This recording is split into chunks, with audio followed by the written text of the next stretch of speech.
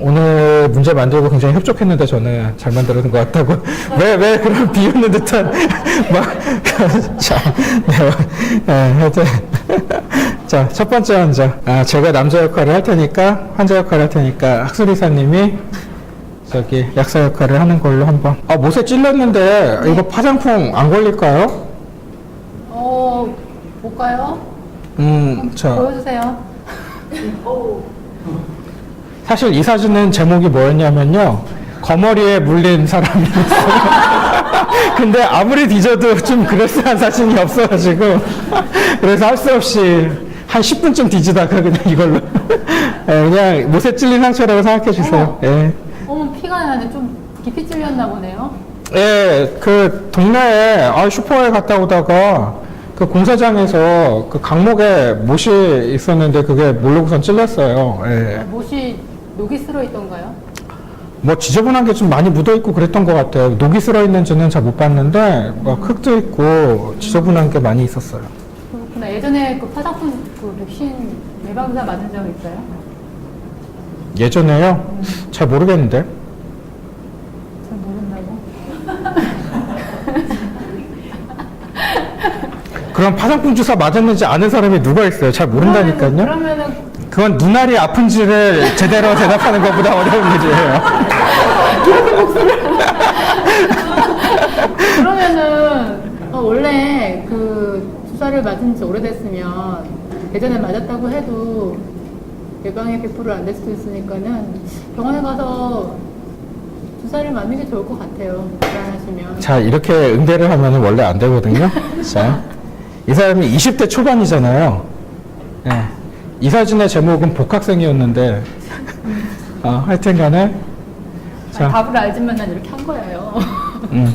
보통 이렇게 하잖아요. 약국에서 이런 식으로 뭐 못에 찔렸다면서 파상풍 주사 맞아야 되지 않냐고 물어보는 사람들 보신 적 있으시죠?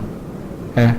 그게 이것도 가이드라인이 다 있어요. 그래서 제가 그 프리테스트 해설 올린 걸 보면 가이드라인이 잘 정리가 돼 있는데 그거를 문제로 만들어 본 거거든요. 그러면은 주사 맞아야 되는 거예요?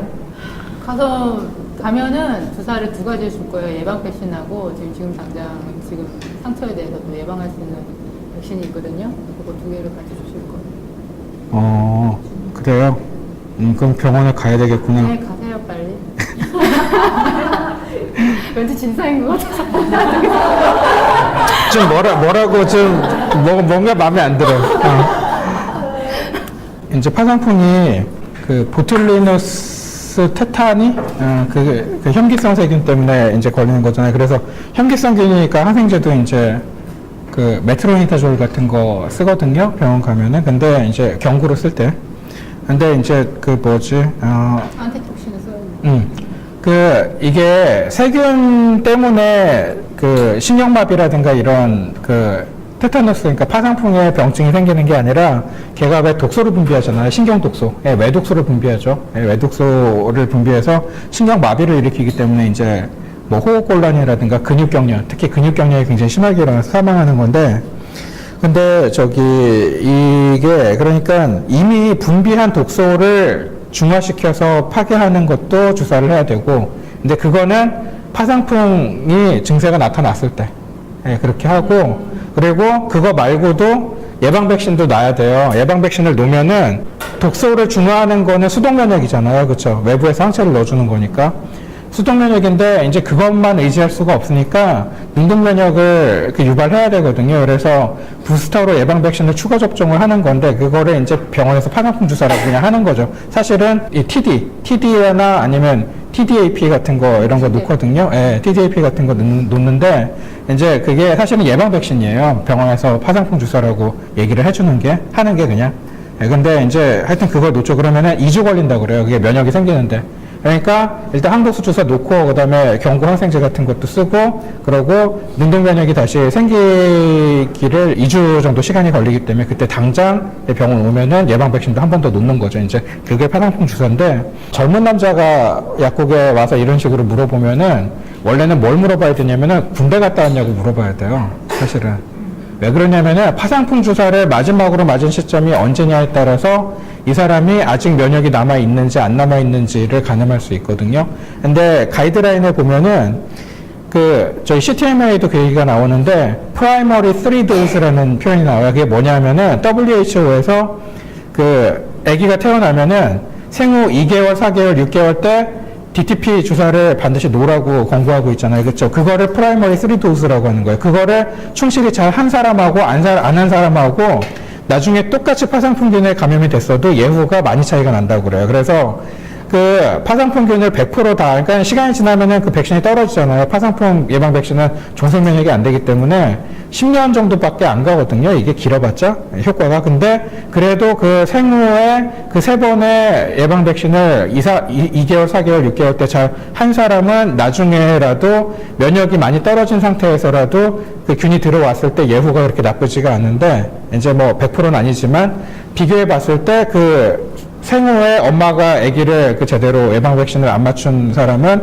나중에 예후가 훨씬 안 좋다는 거죠. 그래서 그걸 되게 중요시하게 생각을 하는 거고, 그거를 하고 나서 최근에 이제 예방 백신을 만약에 5개월이 아니지 5년 내에 맞은 적이 있으면은 그 사람은 면역이 아직 유지가 된다고 봐요. 프라이머리 3도스를 잘 하고 그다음에 최근 5년 안에 예방 백신을 추가로 부스터를 맞은 사람은 그러면 아직 충분히 면역이 있기 때문에 예방 백신 접종을 당장 안 해도 된다고 보는 거거든요. 그래서 그거를 물어보는 건데, 근데 우리나라 남자들은 군대를 가면은 다 파상풍 주사를 놓게 돼 있어요. 왜냐면 군대는 뭐 흙파고 뭐 이러는 게 많잖아요. 그리고 사건 사고도 많고 그렇기 때문에 당연히 파상풍 감염에 굉장히 노출될 확률이 높죠. 그래서 안 잡는 단기 사병이나 이런 사람들 맞아요? 제가 국방부 출신이 아니라 그건 잘 모르겠지만. 궁금해서 현역만 맞는 근데 하여튼 근데 제 생각엔 다 맞출 것 같아요. 그걸 안 맞출 리는 없을 것 같아요. 왜냐면은 언제 어떻게 될지 모르잖아요. 왜냐면 당장 내일 전쟁이 나는데 단기 사병이라고 오늘 주사를 안 놓겠어요. 예, 당연히 다 할 것 같아요. 군대 시스템에서는.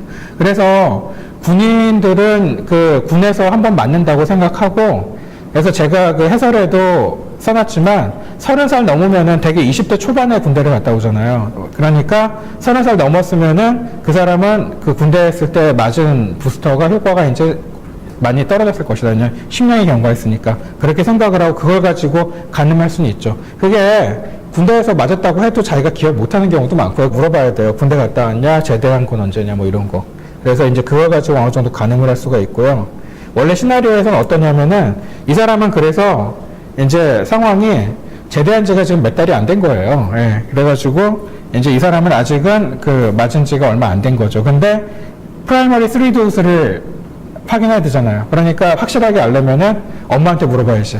그래갖고 엄마한테 물어보라고 해서 전화를 해가지고 나는 뭐 접종은 빼놓지 않고 잘 시켰다. 내 기억에는. 그렇게 얘기하면은 어느 정도 이 사람은 파상풍에 대한 면역이 아직 있을 거라고 생각을 할 수 있다는 게 원래 이 문제 저기예요. 예. 그래서 보시면 근데 공부니까. 근데 여자 역사님들이 생각을 잘 못하거든요. 군대 예. 우리는 그런 생각을 못하기 때문에. 그러니까 공부를 했잖아. 이제 군대 갔다 왔는지 물어봐라. 그래서 공부를 하는 거잖아.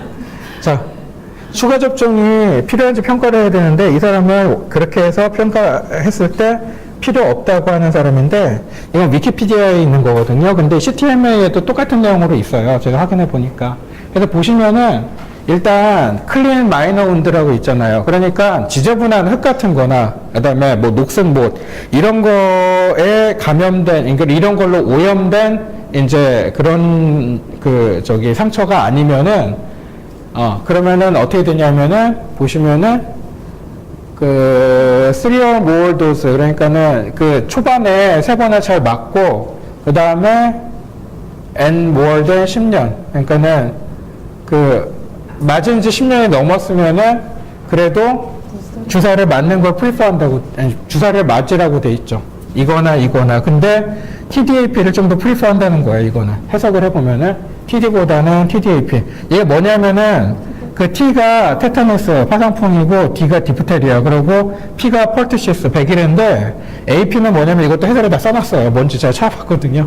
그냥 P는 그 백신 그 만들 때 백신 제조를 할 때 그 백일의 균을 통으로 홀셀 그러니까는 이 세균 전체를 다 항원으로 써서 만든 백신이고 걔가 부작용이 많으니까 그렇게를 안 하고 백일의 균의 뭐 세포막의 일부 뭐 이런 거 있잖아요. 그다음에 그 저기 그 산모 같은 거 있죠. 그런 거의 일부 이런 거를 이제 분해를 해가지고 그 일부를 쓴 거를 에이셀룰라 그러니까는 세포 전체가 아닌 에이셀룰라 펄티시스라고 해가지고 이게 개량 백신이에요. 그래서 요즘에는 대부분 다 이걸로 쓴대요. 그래서 TDAP에 이 어떤 거는 D가 소문자고 저 위에는 그게 없나 했던 어떤 데 보면 이게 D가 대문자이고 뭐 이런 게 있어요. 이건 뭐냐면은 T는 대문자잖아요. 이거는 이 백신은 TDP 세 가지가 들어있지만 그 저기 파상풍은 농도가 세게 들어있는 거예요. 그리고 디프테리아하고 백일에는 좀 약하게 들어있는 거예요. TDAP는. 그러니까 왜 이걸 넣는지 이해를 금방 하시겠죠.